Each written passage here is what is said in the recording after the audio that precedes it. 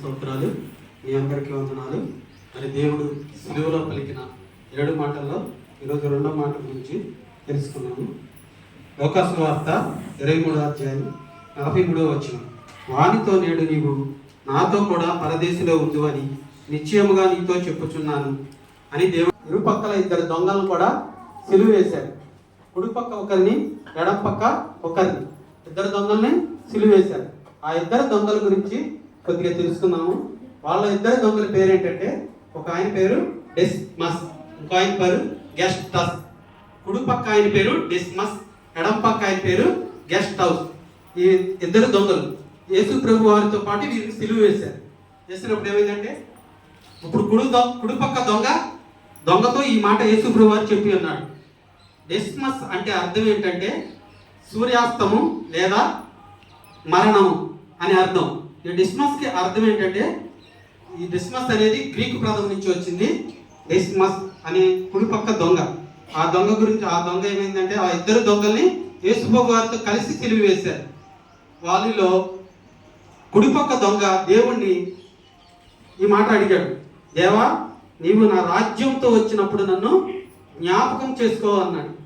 దేవుని రాజ్యంతో వచ్చినప్పుడు ఆయన్ని జ్ఞాపకం చేసుకోమని అడిగాడు. ఈ డిస్మస్ అనే అతను ఈ దొంగతనానికి ఇలా దొంగగా ఎందుకు మారాడంటే, ఆయన ఏం పేదవాడు కాదు, పుట్టుకతో దొంగ కూడా కాదు. ఆయన తండ్రి చాలా గొప్పవాడు, ధనవంతుడు, యోధా దేశంలో మంచి వ్యాపారి ఆయన యొక్క తండ్రి. అయినప్పటికీ ఆయన దొంగగా ఎందుకు మారాడంటే, ఆయన యొక్క చెడు సావాసాల వల్ల. ఇప్పుడు ఉన్నాడు కదా, ఇంకో ఆయన పేరేం చెప్పాను, గెస్ట్ హౌస్. వీళ్ళిద్దరూ బంధువులే, వాళ్ళిద్దరు కూడా బంధువులే. గెస్ట్ హౌస్ ఉన్న చెడు అలవాటులతో ఈయన కూడా కలిసి 2 దొంగలుగా మారారు. వాళ్ళిద్దరు కూడా దొంగలుగా మారారు, దొంగ కాదు. తర్వాత ఏమైందంటే, వారిద్దరూ ఒక విషయంలో పట్టుబడినప్పుడు వారికి శిక్ష విధించవలసి వచ్చింది. వారిద్దరిని కారాగారంలో వేశాడు పిలాతు. ఎన్ని సంవత్సరాలు? వారికి 45 సంవత్సరాల వయసు ఉన్నప్పుడు వారిద్దరిని కారాగారంలో బంధించి ఉంచాడు పిలాతు. అలా కారాగారంలో ఉన్నప్పుడు చాలా కాలమైన కారాగారంలో వాళ్ళిద్దరూ ఉన్నప్పుడు ఏమైందంటే, తర్వాత మరి యేసు ప్రభు వారిని కూడా సిలువ వేయవలసిన సమయం వచ్చింది. ఆ సమయంలో కూడా వీరు కూడా వారు చేసిన పాపములు అక్కడ నేరారోపణ చేయబడి, ఆ సమయంలో వీరిని కూడా సిలువ వేయడానికి తీసుకువచ్చారన్నమాట. వాళ్ళ మధ్య అది పరిచయం. వాళ్ళు అలా యేసు ప్రభు వారితో సిలువ వేయబడ్డారు వారిద్దరు. అప్పుడు ఆయన అన్నాడు, సిలువ వేసినప్పుడు ఆ దొంగ ఏమన్నాడంటే, ఆయన యేసు ప్రభు వారిని మరి ఇందాక మన నేహ చెప్పినట్టు, ఆయన తండ్రి వీరేమి చేయించున్నారో వీరెరుగురు కనుక క్షమించమని ప్రార్థన చేసినప్పుడు ఆయన ఎంతో మంది హింసించారు, మరి బాధించారు, అనరాని మాటలు అన్నారు. అయినా కూడా ఆయన ఏమి ఒక్క మాట కూడా అనలేదు. ఈ దొంగలు కూడా ఫస్ట్ 2 దొంగలు కూడా దేశించిన వాళ్ళే. నువ్వు దేవుడి కుమారుడు అయితే నువ్వు రక్షించుకుని మమ్మల్ని కూడా రక్షించు అని దేవుడిని హింసించిన వాళ్ళే అన్నవాళ్ళే. కానీ ఇంత హింసించినప్పుడు కూడా దేవుడు వారిని ఒక్క మాట కూడా అనకుండా ఏమన్నాడు, తండ్రి వీరేం చేయుచున్నారో వీరెరుగురు కనుక క్షమించుము అన్నప్పుడు ఆ మాట కుడిపక్క ఉన్న దొంగకి మనసుకు హత్తుకుంది.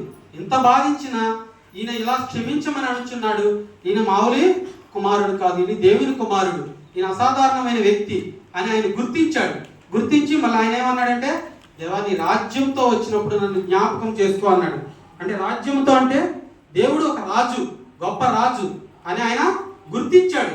దేవుడు పెద్ద గొప్ప రాజు అని. అంటే మన దేవుడిని ఆయన ఎంత దగ్గరగా ఉన్నాడో దేవుడికి, ఆయన చిన్న మాటలోనే ఆయనలో ఎంత పశ్చాత్తాపం కలిగిందో, మరి దేవుడు అన్న మాటకి ఆయన అంత పశ్చాత్తాపడి నువ్వు రాజు, ఆయన రాజని నమ్మాడు. కానీ ఈరోజు జనులు చాలా మంది దేవుడిని మనం రాజుగా ఎవరు నమ్మట్లా. ఎందుకంటే ఆయన మనం ఎంత విశ్వాసం ఉంచినా, ఇన్ని సంవత్సరాలు మనం దేవుడి మందిరంలో ఉన్నా ఆయన మనం ఎలా గుర్తిస్తున్నాము, ఒక దేవుడిగా గుర్తిస్తున్నాము, కానీ ఆయన దగ్గరగా రాలేకపోతున్నాం. కానీ 2 దొంగలు దేవుడికి అతి సమీపంగానే ఉన్నారు. కానీ ఒక్క దొంగే మారు మనసు పొందాడు, ఒక్క దొంగే ఆయనకి దగ్గరగా వచ్చాడు. అలాగే మన జీవితాల్లో కూడా ఆ దొంగ వలె కూడా మనం దేవునికి దగ్గరగా జీవించినప్పుడు, దేవుడికి ఆనుకుని మనం జీవించినప్పుడు దేవుడు మనకి మన జీవితాల్లో, మన కుటుంబాల్లో ఎన్నో మేలు చేస్తాడు. అదే దేవుడు మరి ఈ లోకంలో ఉన్నప్పుడు 3.5 సంవత్సరాలు సువార్త చెప్పినప్పుడు చాలా మూలను కూర్చుని పరిసయ్యులు కానీ, ప్రధాన యాజకులు కానీ, శాస్త్రులు కానీ అనేక మంది ఆ వాక్యాలను విన్నారు. కానీ వారికి పశ్చాత్తాపం కలగలేదు, మారు మనసు కలగలేదు. కానీ ఈ దొంగకి ఒక్క మాటతో ఆయన పశ్చాత్తాపడ్డాడు అన్నమాట. ఆ పశ్చాత్తాప హృదయము ఆయనకు వచ్చింది. అలాగే మరి యేసుప్రభు వారు ఈ లోకంలో ఉన్నప్పుడు ఒక ధనవంతుడు వచ్చి, అయ్యా నేను నిత్య జీవానికి వారసుడు కావాలంటే నేనేమి చేయాలని అడిగాడు. అప్పుడు ఆయన ఏమన్నాడు, నీకున్న ఆస్తిని రతనపడి ఆ నిత్య జీవాన్ని సంపాదించుకోలేక వెళ్ళిపోయాడు. కానీ చివరి దినాల్లో లాస్ట్ గడియలో ఆ దొంగ పశ్చాత్తాపడి దేవుని నమ్మి మరి దేవుని రాజ్యంలో దేవుడు ఏమన్నాడు, నిశ్చయముగా నువ్వు నాతో కూడా నేడు, అంటే ఎప్పుడో కాదు ఇప్పుడే ఉంటావు నాతో అని అంత భాగ్యం ఆ దొంగకి కలగజేశాడు. మరి అంత దొంగ ఆయన మరి దొంగగా ఉన్నప్పుడు ఎన్నో తప్పులు ఎన్నో చేశాడు. అయినప్పటికి కూడా లాస్ట్ విషయంలో ఆయన చివరి గడియల్లో పశ్చాత్తాపడి దేవుని నమ్మి విశ్వసించి ఆయనకు మారు మనసు పొందాడు. అలాగే మన జీవితాల్లో కూడా మనం ఎప్పటి నుంచో దేవుణ్ణి ఎరిగి ఉండొచ్చు, మనం ఎప్పటి నుంచో చర్చికి వస్తుండొచ్చు. కానీ దేవుణ్ణి మనం దగ్గరగా ఆయన నమ్మకపోతే, దగ్గరగా ఆయన చూడకపోతే మన భక్తి అంతా వ్యర్థమే. మనం అలాంటి భక్తిలో కావాలి. దొంగ అయితే చివరి క్షణాల్లో ఎలాంటి భక్తిని అయితే ప్రదర్శించాడు మన కుటుంబంలో, మనలో కూడా దేవుణ్ణి దగ్గర నుంచి చూసే వారంగా, ఆయన నిత్య జీవాన్ని పొందుకునే వారంగా ఉండాలని నేను కోరుకుంటున్నాను. ఈ చిన్న వాక్యం దేవుడు దీవించును గాక. ఆమేన్.